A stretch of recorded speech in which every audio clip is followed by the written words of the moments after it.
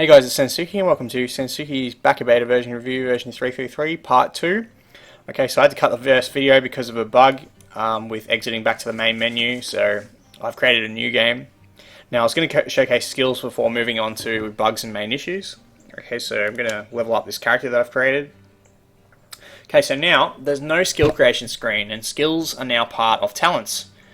So, and also you get a skill for, I think you get a bonus for picking a character background, but it's not showing up there. Maybe it's not working properly. Okay, so now pretty much what happens here is skills are part of talents, and you don't pick skills anymore, so you just get skills of what talents you want. Now, I personally think that this change absolutely freaking stinks.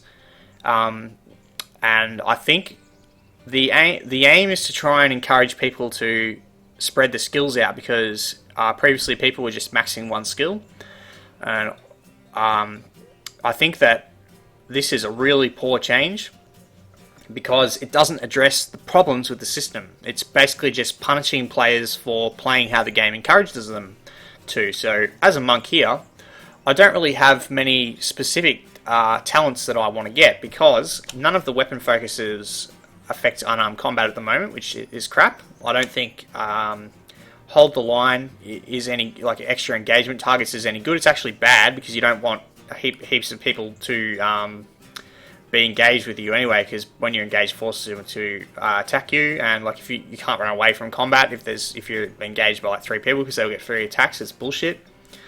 Anyway, so there's a bunch of talents here. Okay, so I've got Mortification of the Soul, which is it's a monk passive that allows me to damage myself to get a wound. Sounds pretty shit, so I'm not going to pick that. These two here are alright. Lesser Wounds allows me to get wounds faster, which means I can spend my abilities, because you need wounds to be able to use them. Yep, so that sounds alright. Lightning Strikes gives shock damage to the people that I hit with my Lightning Strikes ability. Yep, sounds good, because I need lesser wounds to activate Lightning Strikes. So those two sound pretty good.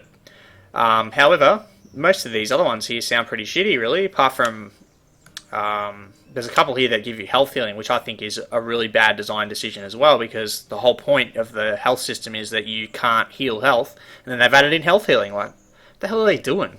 Anyway, most of the other ones are pretty much like D&D style talents. I would never pick really any of them. Interrupting Blows maybe sounds alright. These ones here, like the weapon styles, do any of these actually work on unarmed combat? Probably not, so I'm not going to pick them. So I'm just going to ignore pretty much everything that's on there. I'm going to pick Lesser Wounds. Now, here's the thing. I don't want, because I only have a choice of a couple of talents that are actually worth taking, that they're all got athletics on them, so I can't actually get any of the other skills, because I don't want to take the shitty talents that they're equipped to. So it forces you to make a choice between either picking talents based on skills or picking talents based on talents, and just accepting what the skills have. I'm going to go Turning Wheel. This is another change that they've added in the level up screen. Now, instead of having to exit out and come back in, you can actually level up all of your levels at once, which is just a handy thing to do for the back beta. Yeah, so the change to the skill system just baffles me. Like, I seriously don't know why you would think of this solution to the problem. The problem has not the reason. There's two things that the designers have done that have created the problem that they're seeing. So, okay, they want people to invest in multiple skills, and they think that maxing one skill is a non-choice. Now, there's two reasons why this happens. Reason one, the skills have been all compartmentalized into 5 skills. So in 4th edition, there's like, I don't know, 10, 15 skills or something like that. And what they've done is they compressed them all into 5 skills. So now there's only 5 skills in the game.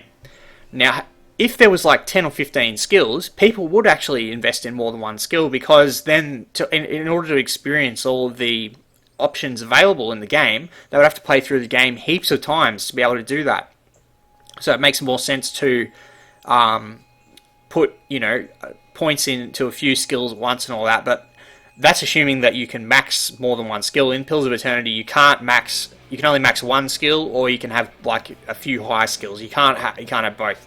So that design decision that they've made there is making people invest in one skill, because there's only 5 skills. You can only max one skill, rather you can't have two max skills, you can only have one.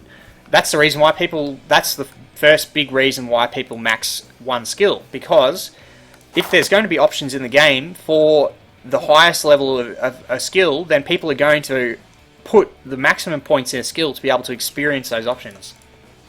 The second reason why people invest in max skills is because, yeah, well, that's pretty much the reason. The second reason, tying into the first reason, is because the game promotes having maximum numbers in skills, because there are checks that for the maximum level of the skill. If you don't invest in the highest level of the skill, you miss out on those choices in the game. And there's no incentive to pick multiple skills, because if you're going to be playing through the game multiple times, why would you do it?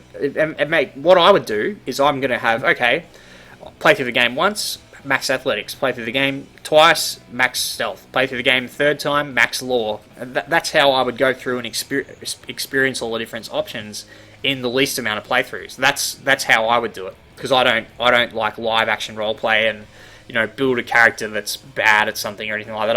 I'm a serial power gamer, as someone said, and that's how I play. And I'm pretty sure there's a lot of other people that pick skills based on exactly the same thing. The actual skill check design doesn't encourage putting points into multiple skills, really. One thing that Obsidian has tried to do is they've added in small combat benefits for skills to try and encourage it, but who gives a crap about that, really? Like, I don't pick skills based on the combat benefit. The only picked skill that I pick, because it has an effect on combat, is athletics, because it is really annoying when characters run out of athletics. Characters with 0 athletics, they can only go 12 or 16 hours or something like that before they need to rest, which is shit. And most of the time I've still got at least half my health left, but my BB wizard runs out of, they become fatigued because he's got no athletics. So that actually forces you to put some points in it, because you have a few left over after you've maxed a skill or whatever it is. Anyway, yeah. So what one suggestion I would make there is that the Obsidian changed the skill check design to have checks in the game that check multiple skills at once. So maybe to pass a check, instead of needing 7 mechanics, maybe you need 4 mechanics and 3 lore. And obviously, if you have 2 characters, you would be able to pass checks like that. But there should be single checks that only check the skills of one character, and they check multiple skills. If that was the case, and there was checks in the game designed around that, then people would invest in multiple skills, because they would have to be able to unlock those options.